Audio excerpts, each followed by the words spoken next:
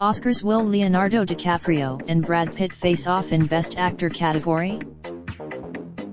With red-hot pairings like End, this year's awards season could again face a classic Hollywood dilemma: which high-profile actors are the leads and which are supporting?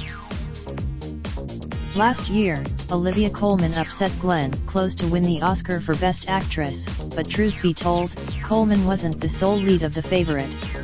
The film was a 3. The same strategy worked for Mahershala Ali, who won his second Supporting Actor Oscar for Green Book after it was decided that his co-star Viggo Mortensen would compete for lead.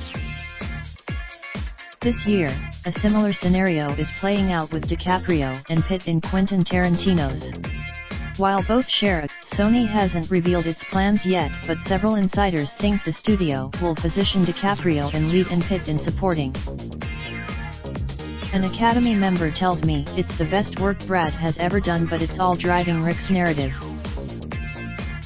Another source I spoke with suggested that Pitt likely sees the writing on the wall.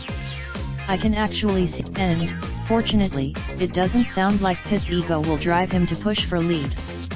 He's one of the most. Hollywood hasn't always been keen on awarding to one co-star over another when they're both nominated in the lead acting category.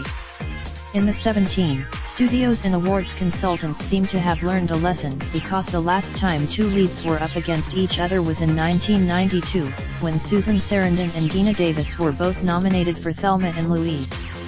They lost to Jodie. Sony isn't the only studio looking at two actors in leading roles in the same movie for the 2020 Oscars race. Fox has 4, and I am already hearing that Netflix will back Robert De Niro for lead in Martin Scorsese's mafia epic, The Irishman, and Al Pacino and Joe Pesci for supporting.